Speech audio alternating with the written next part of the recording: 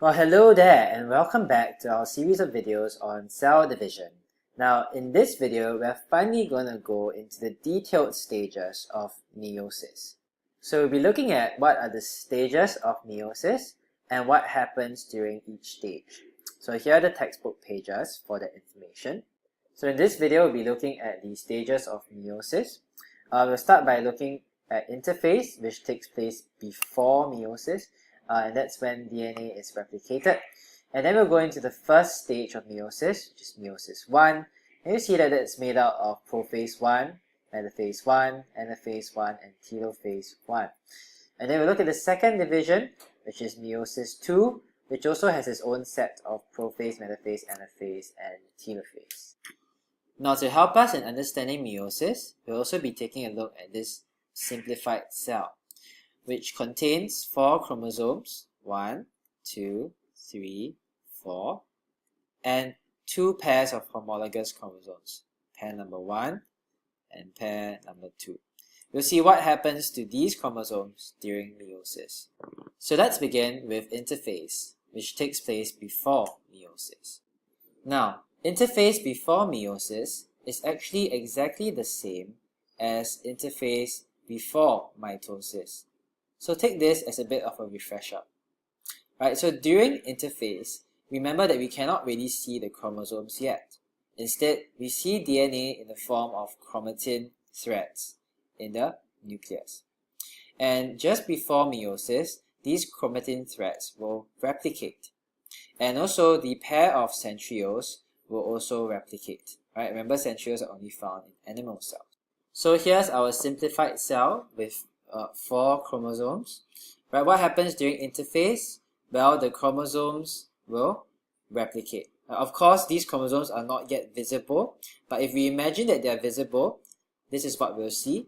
Okay, the chromosomes will replicate, and now every chromosome will become a pair of sister chromatids. So here's a pair of sister chromatids, and here is one replicated chromosome.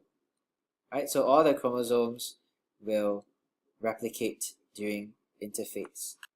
Now with that, we're going to enter into meiosis 1.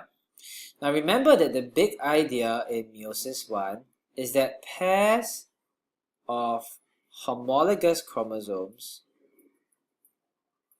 are going to separate. So at the end of the day, what we're going to see is that the pairs of homologous chromosomes are going to separate. So bear that in mind as we go through each phase of meiosis 1. So to begin with, we have prophase 1. Now, similar to mitosis, prophase is the time where the chromatin threads condense and they form visible chromosomes. So now you see each chromosome looks like an X-shaped structure. And each chromosome appears as a pair of sister chromatids, as an X-shaped structure, right? Because they are replicated chromosomes. Right? They have already been replicated during interphase. Besides that, what we see during prophase is that the spindle starts to form, right? Similar to mitosis, the spindle starts to form, the centrioles will move to the opposite poles, and esters will form around the centrioles, and spindle fibers will begin to emerge from the centrioles. And finally, we also see that the nuclear envelope and the nucleolus will start to break down. So far, what has happened during prophase 1 is exactly the same as what happened during prophase in mitosis. But that's where the similarities end. Because during prophase 1, something pretty interesting happens which doesn't happen during mitosis. What happens is that homologous chromosomes will pair up along their length. So over here you see a pair of homologous chromosomes. And we know they're homologous because they have the same length and the same shape. And they pair up in a process called synapsis.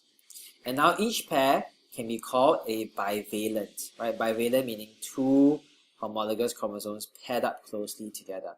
So over here you can see the other pair of homologous chromosomes paired up through the process of synapsis.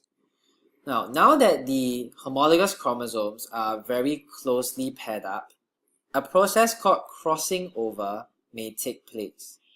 Now, So synapsis is when the homologous chromosomes pair up closely, and crossing over is a process where the chromatid of one homologous chromosome can kind of overlap and cross over with the chromatid of the other homologous chromosome.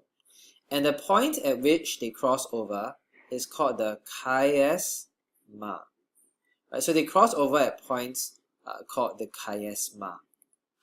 So let's take a look at our simplified cell again, and I'm just going to focus on one pair of homologous chromosomes. So here's a pair of homologous chromosomes. So synapsis is where they pair up closely along their length, and now the pair of homologous chromosomes can be referred to as a bivalent. Now that the chromosomes are held closely together, crossing over may take place between the homologous chromosomes. So over here you see crossing over. The chromatid of one chromosome will overlap and cross over with the chromatid of the other, and the points of crossing over are called chiasmata. Right, chiasmata is plural, the singular is chiasma. So here's one chiasma, and if there are multiple points of crossover, then they're called chiasmata. Now crossing over is very interesting because what happens is that through this process of crossing over, the homologous chromosomes may actually exchange parts. So take a look very carefully here. Right, you can see that originally this capital A allele belongs to this chromosome, and this lowercase a allele belongs to this chromosome. But after crossing over, what may happen is that they may exchange parts. So you can see that they have exchanged that length of DNA. The capital A allele that was originally here has gone here, right? And the lowercase a allele, which was originally here, has gone to the other side. So they've exchanged themselves. Now this is important because it produces variation. I'll get back to this later, but just briefly now, this is important, crossing over is important, because it produces new combination of alleles along the chromosomes. Now what do I mean? You see, originally, right, the capital E allele, which I think it represents black hair, and the capital A, which represents black eyes, were together on the same chromosome, right? So in your father, I think this is from your father gave you the chromosome where black hair was together with black eyes. And your mother gave you the chromosome where brown hair was together with brown eyes. However, due to crossing over, we now have a new combination here.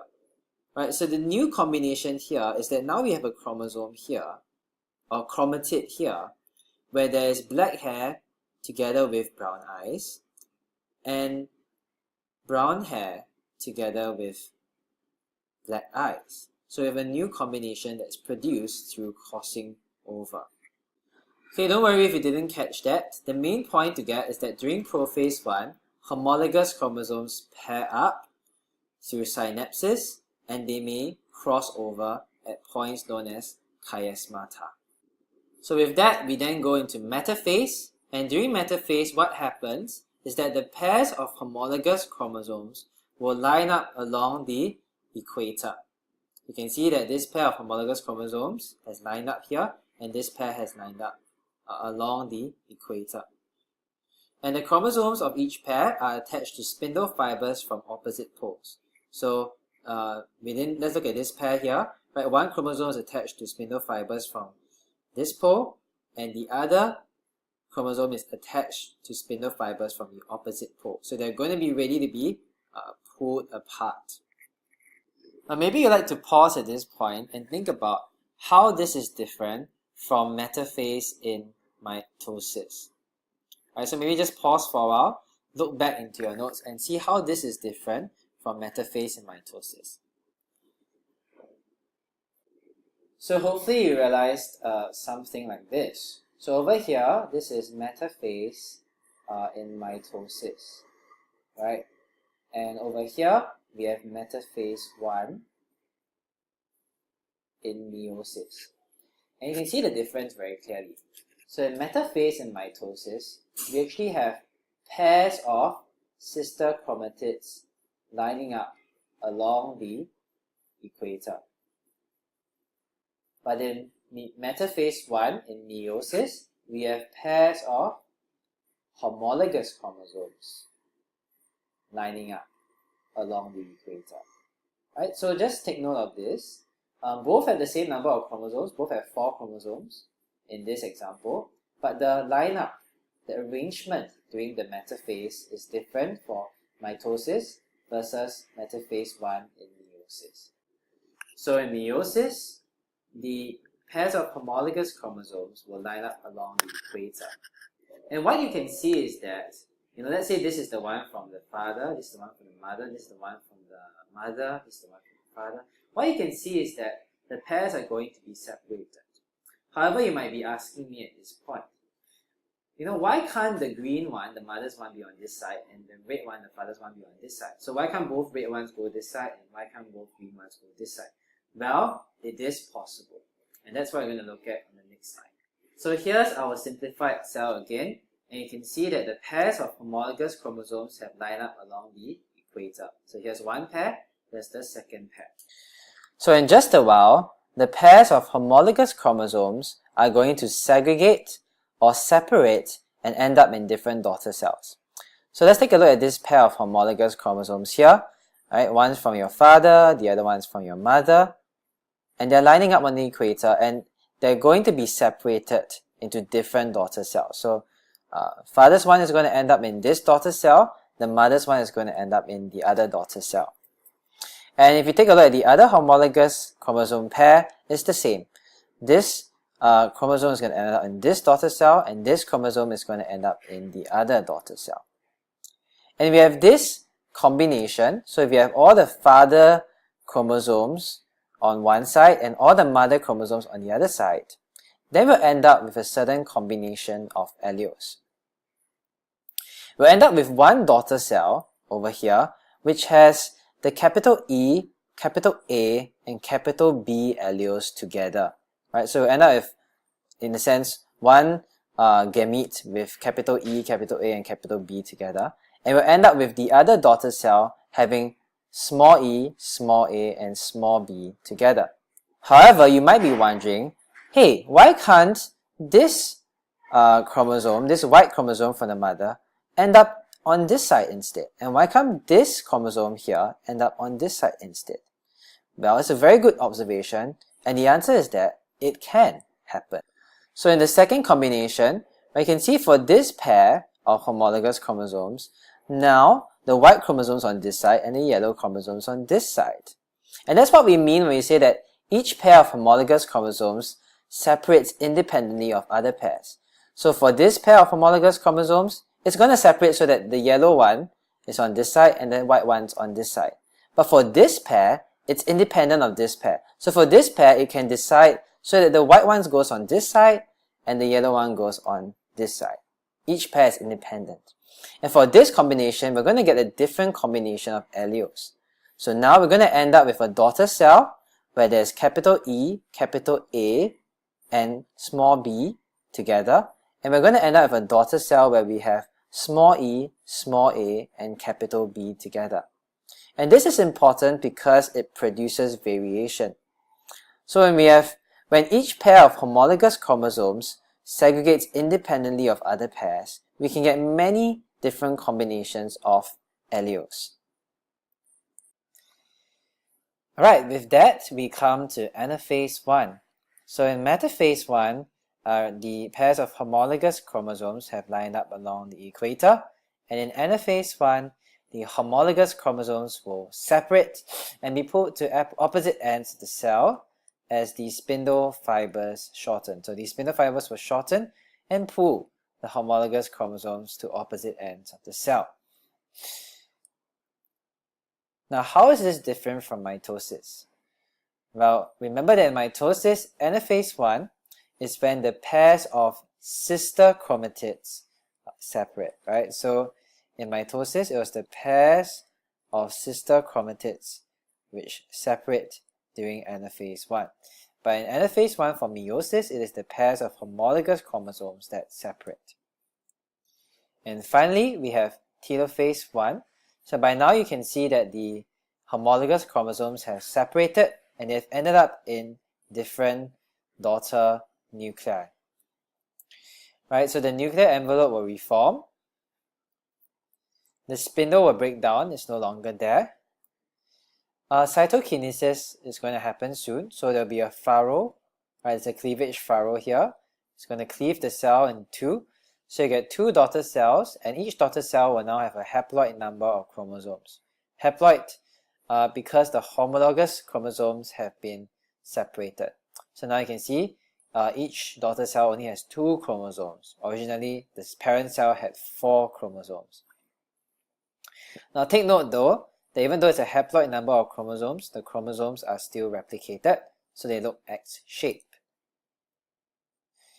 Right, finally, during this phase, centrioles also replicate. So there were previously 2 centrioles, now they replicate, so now we have 4. Right, centrioles replicate in preparation for meiosis II. Alright, so with that, we are done with meiosis I. Good job, give yourself a pat on the back.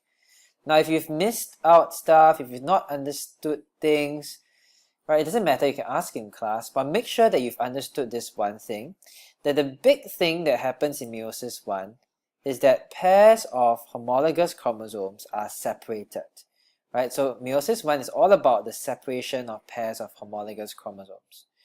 So remember that the homologous chromosomes pair up during prophase I, then pairs of homologous chromosomes line up on the equator in metaphase I, and then the pairs of homologous chromosomes are separated in anaphase I, and then we have telophase I and cytokinesis.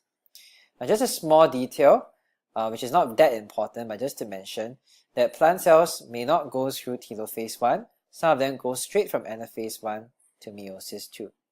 So in the next video, we're going to take a look at what happens in meiosis II.